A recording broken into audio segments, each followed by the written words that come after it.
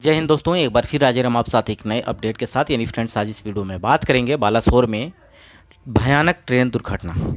इस दुर्घटना के पीछे क्या कहानी है, कितने लोगों की जानें गई, साथ ही साथ ये भी बात करेंगे कि इंडिया में सबसे बड़ी ट्रेन दुर्घटना कब हुई थी और उसमें कितने लोग मारे गए थे।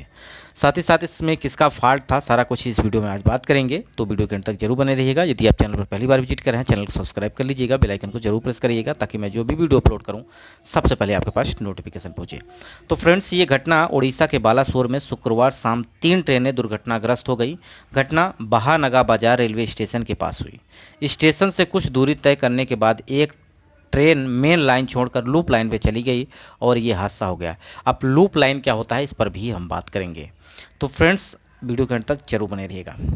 कोलकाता से करीब 250 किलोमीटर दक्षिण और भुवनेश्वर से 150 किलोमीटर उत्तर में बालासोर जिले के बहानगा बाजार स्टेशन के पास शुक्रवार शाम करीब 7 बजे भीषण ट्रेन हादसा हुआ। इस हादसे का शिकार 3 ट्रेनें हुई, जिसमें से Coromandel express, Bengaluru Howrah superfast express और मालगाड़ी शामिल थी। यहाँ पे अगर हम बात करते हैं 3 ट्रेनें, जो कि अगर हम बात करें यहाँ पे कि जो मालगाड़ी थी वो एक लूप लाइन पे खड़ी थी और आगे से आ रही थी यहाँ पे, या ग्राफिक्स थ्रू आप समझ सकते हैं इस पर। तो यहाँ पे देखिएगा, बात है बालासोर ट्रेन हादसा, समय है 6:35 पर।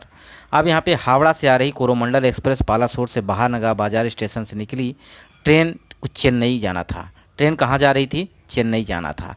अभी ये ट्रेन कहाँ से आ रही थी? हावड़ा से आ रही थी। ट्रेन का नाम क्या था? कोरोमंडल एक्सप्रेस।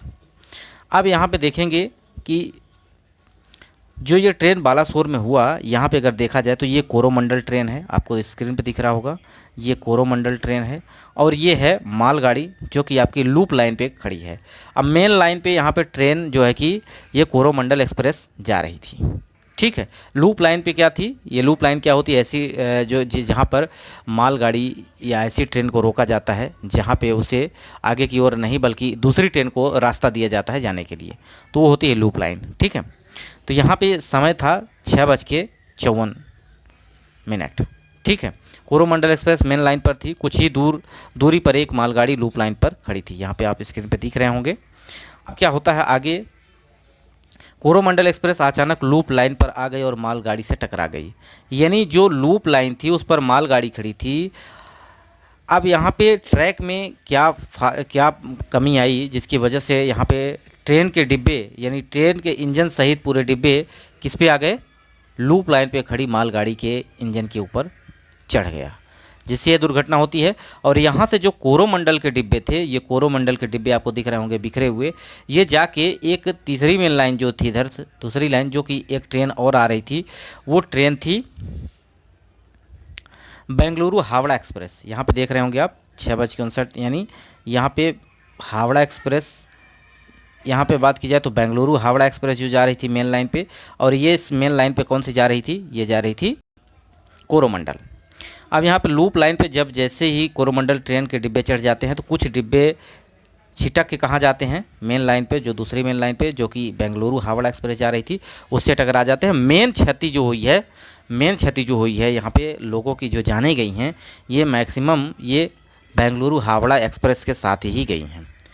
ठीक है, तो फ्रेंड्स ये बात आपको समझ में आ गई होगी। और इसमें लगभग 13 डिब्बे जो हैं बिखर के यहाँ पे मेन लाइन पे आ गए थे। ठीक है, तो ये बात आपको समझ में आ गई होगी।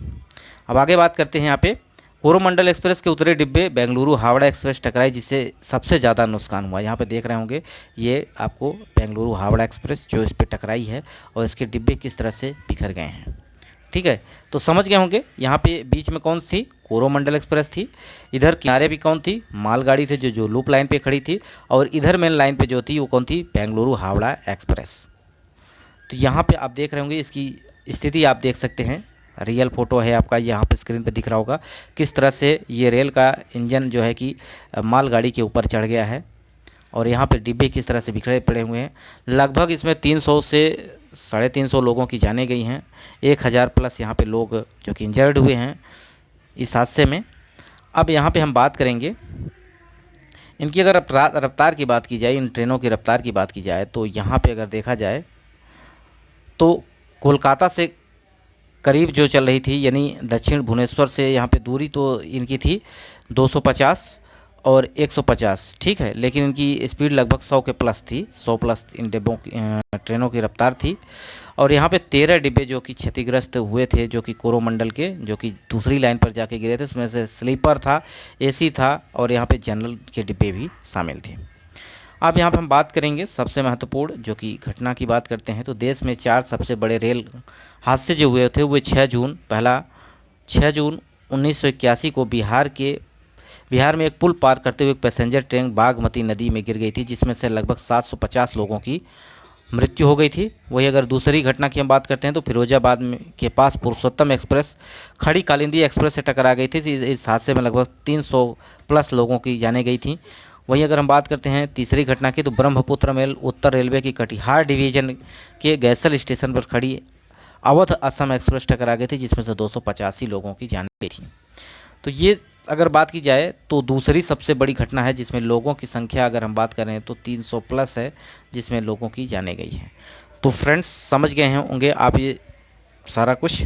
और बात करते हैं ट्रेन ड्राइवर की, तो ट्रेन ड्राइवर को क्या क्या यहाँ पे अथॉरिटी होती है कि क्या वो ट्रेन के डिब्बे की स्पीड को बढ़ा सकता है, यानी ट्रेन को स्पीड को बढ़ा सकता है या ट्रैक लाइन को चेंज कर सकता है। तो यहाँ पे ट्रैक लाइन को कोई भी लोको पायलट, कोई भी जो ट्रेन चला रहा है वो ट्रैक को चेंज नहीं कर सकता है, बशर्ते उसकी स्पीड को बढ़ा सकता है और घटा सकता है ट्रेन की, ठीक है। लेकिन लाइन को चेंज करना है, कहाँ पे गाड़ी को रोकना है, कहाँ पे गाड़ी को ले जाना है, ये सारा कुछ होता है स्टेशन मास्टर के पास, और स्टेशन ही सारा कुछ किया जाता है वहाँ से, ठीक है।